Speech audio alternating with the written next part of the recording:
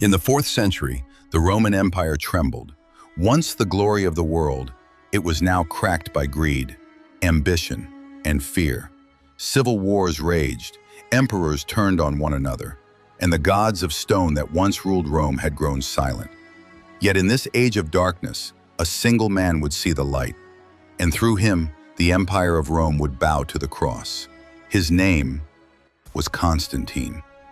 Constantine was born around 272 AD, the son of Constantius Chlorus, a Roman general who would one day wear the purple robe of power, and Helena, a humble woman of faith from Bithynia, a Christian who whispered prayers in a world that hunted her kind.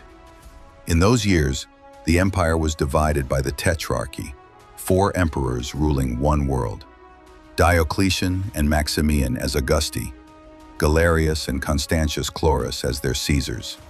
Each wore the crown, each trusted no one. Constantine grew up among them, a soldier's son surrounded by intrigue, watching the empire devour itself. He learned early that swords could win battles, but never hearts. When Diocletian and Maximian retired, the empire's balance shattered. New rulers rose, old ones refused to fade, and the dream of unity dissolved into civil war. In 306 AD, Constantine's father Constantius marched north to Britain to guard Rome's frontier. His son rode with him. There, in the city of Eboracum, today called York, the old emperor fell ill and died. The soldiers, loyal to Constantius, gathered in silence around his body. Then, with one thunderous cry, they lifted his son upon their shields and proclaimed, "Ave Constantine Augustus." He had not sought the throne, but destiny had found him. Constantine now ruled the western provinces, but 3 others claimed the same empire: Maxentius in Rome, Galerius in the east, and Licinius in the Balkans. For 6 long years, Rome tore itself apart. Cities burned, brothers betrayed brothers. Each emperor fought not for justice, but for survival. Through it all, Constantine won the loyalty of his men by courage, discipline, and mercy, rare virtues in a world of cruelty. Yet he knew that the throne of Rome could not be shared forever. To restore peace, one must stand above them all. The decisive hour came when Constantine turned his eyes toward Maxentius, the tyrant who held the Eternal City. In October 312, Constantine led 40,000 men across the Alps, marching under storm clouds and the scent of battle. The 2 armies met near the Milvian Bridge, a crossing over the river Tiber. It would decide the fate of the world. The night before battle, Constantine prayed to the unknown God of his mother. He had conquered men, but now sought truth itself. Then, as the sun began to set, he lifted his eyes and saw a cross of light blazing above the sky, brighter than the sun, stretching over the horizon. Beneath it were words written in Latin: "In hoc signo vinces." In this sign you will conquer. That night, in a dream, Christ appeared to him, holding the same symbol, the Chi, and commanded him to bear it upon the shields of his soldiers.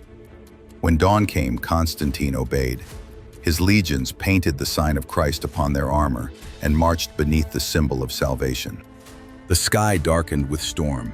Arrows filled the air, swords clashed, shields rang like thunder.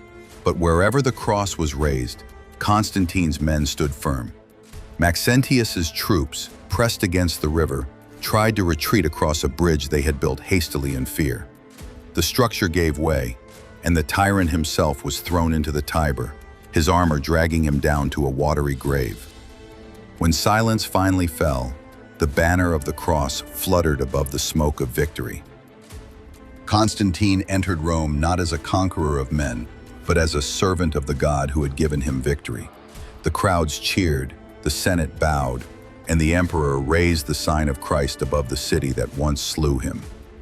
A year later, with Licinius, Constantine issued the Edict of Milan, a decree that ended 3 centuries of persecution. For the first time, Christians could worship freely, and the faith that once hid in catacombs now stood in the light of empire. Peace did not come easily. Old rivalries returned. and Licinius turned against him. But in 324 AD, Constantine triumphed again and became the sole ruler of the Roman world, the first emperor to reign beneath the sign of the cross.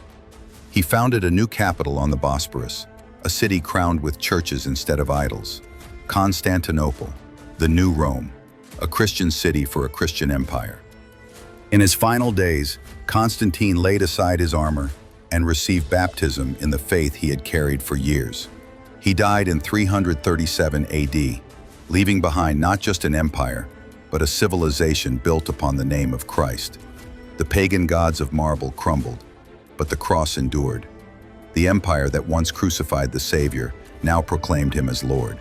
And all because one man looked to the heavens, saw a cross of light, and believed the words, "In hoc signo vinces." In this sign you will conquer.